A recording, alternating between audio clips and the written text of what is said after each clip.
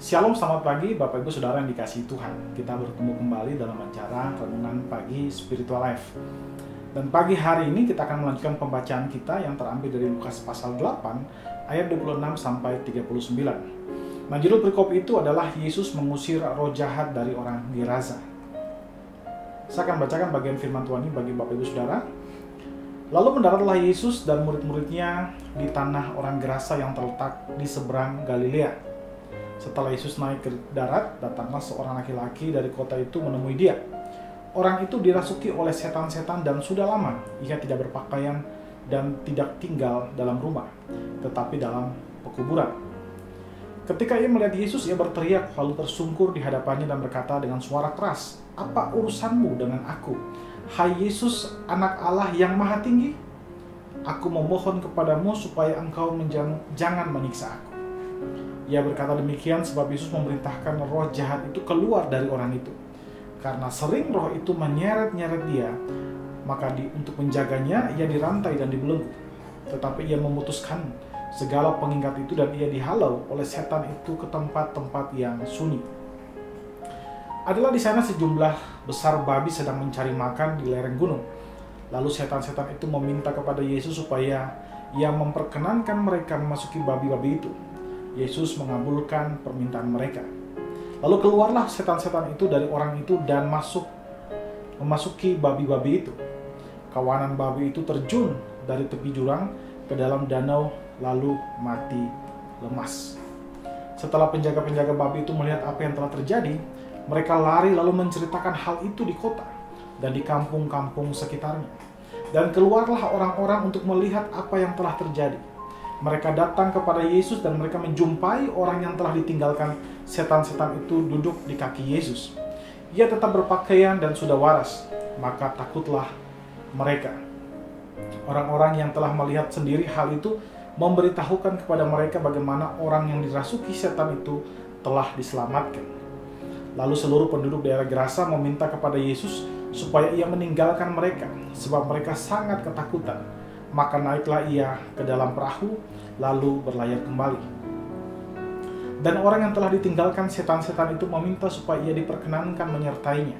Tetapi Yesus menyuruh dia pergi, katanya, "Pulanglah ke rumahmu, ceritakanlah segala sesuatu yang telah diperbuat Allah atasmu." Orang itu pun pergi mengelilingi seluruh kota dan memberitahukan segala apa yang telah diperbuat Yesus atas dirinya. Saudara yang dikasihi Tuhan, di dalam ayat yang baru saja kita baca dijelaskan tentang kisah bagaimana Kristus mengusir roh jahat dari seorang Gerasa. Dijelaskan ketika Kristus dan murid-muridnya sampai ke tanah orang Gerasa yang terletak di seberang Galilea. Tiba-tiba datanglah seorang laki-laki yang kerasukan setan untuk menjumpai Kristus. Ia tersungkur di depan Kristus dan roh jahat yang di dalam orang itu memohon agar ia tidak disiksa olehnya. Kristus segera memerintahkan roh jahat itu untuk masuk ke dalam kawanan babi yang sedang mencari makan di lereng gunung pada saat itu. Babi-babi itu pun kemudian meloncat ke dalam danau dan mati lemas. Segera berita tentang peristiwa itu tersebar di seluruh kota dan para penduduk kota itu menjadi sangat takut. Dan mereka kemudian meminta Kristus agar meninggalkan kota itu. Maka Kristus kemudian naik ke dalam perahu untuk berlayar kembali. Orang yang tadinya kerasukan itu memohon agar dia dapat mengikut Kristus. Namun Kristus menyuruhnya untuk pergi untuk menceritakan segala yang telah diperbuat Allah atasnya. Saudara yang dikasihi Tuhan, di dalam perikop ini kita melihat bagaimana kuasa iblis itu menyiksa orang tersebut. Setan mempermalukan orang tersebut dengan sangat kejam. Ia membuat orang itu telanjang dan sering menyeret dia serta merusak belenggu yang digunakan untuk menjaga dia. Tapi ketika roh jahat itu bertemu dengan Kristus, mereka memohon agar Kristus tidak menyiksa mereka. Hal ini terjadi karena roh jahat itu mengetahui bahwa Kristus sangat mengasihi manusia. Dan Kristus memiliki kuasa yang terlalu besar sehingga tidak mungkin untuk dikalahkan oleh mereka. Dan akhirnya Kristus menyatakan kasihnya kepada orang itu dengan cara mengusir setan-setan yang ada dalam orang itu. Saudara, Kristus pun mengasihi saudara dan menginginkan saudara lepas dari kuasa kegelapan yang ingin menghancurkan kehidupan saudara. Kuasa iblis bisa datang dan menguasai berbagai hal dalam kehidupan saudara dengan berbagai cara. Bisa saja dengan kecanduan seperti alkohol, pornografi, judi, sosial media, games, hobi, dan berbagai hal-hal yang sebenarnya mungkin sederhana, tapi dia membuat kita kecanduan. Saudara, Kristus mengasihi kita dan ingin melepaskan kita dari berbagai hal tersebut. Karena itu marilah kita menyerahkan hidup kita kepada Tuhan dan belajarlah meninggalkan hal-hal yang mengikat saudara. Ingat saudara bahwa keselamatan dari Kristus bukan hanya merupakan berubah status kita dari orang berdosa menjadi orang yang dibenarkan, tapi juga mengubah kehidupan batin kita. Mari saudara, kita ambil waktu sejenak untuk merenungkan firman Tuhan yang baru saja kita dengarkan. Saudara, apakah masih ada hal-hal di dalam kehidupan saudara yang mengikat kehidupan saudara atau yang membuat saudara kecanduan? Marilah kita mengambil waktu sejenak untuk mendoakan hal tersebut.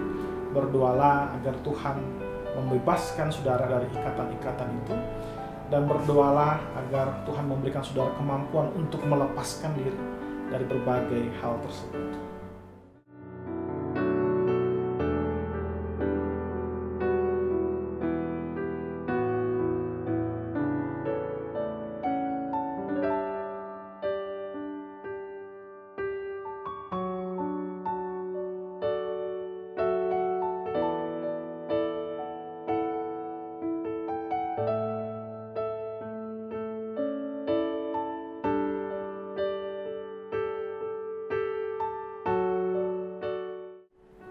Saudara, percayalah bahwa Tuhan sudah membebaskan saudara dari berbagai macam kecanduan dan keterikatan yang menjauhkan saudara dari persekutuan dengan Allah.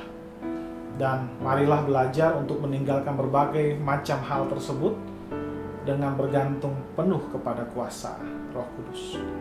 Mari saudara, kita tundukkan kepala, kita berdoa. Ya Tuhan Allah Bapa kami, kami bersyukur buat kasih dan karunia-Mu kepada kami. Terima kasih karena Engkau sudah memberikan kepada kami anugerah-Mu sehingga kami boleh bangun pagi hari ini dengan kesegaran yang baru. Dan sekarang kami boleh beraktivitas. Kami percaya itu semua karena kasih karunia bagi kami Tuhan. Dan Bapa, sekarang kami akan menjalankan aktivitas kami. Kami berdoa supaya Engkau memberikan kepada kami anugerah sehingga kami boleh menjadi saksi-Mu, melepaskan diri dari berbagai macam keterikatan, dan kami boleh menjadi saksi-Mu di mana saja kami ada. Terima kasih Bapa, di dalam nama Tuhan Yesus kami berdoa kepada Bapa Surga. Haleluya. Amin. Amin. Bapak Ibu Saudara dikasih Tuhan, selamat pagi, selamat beraktivitas, dan Tuhan Yesus memberkati kita semua.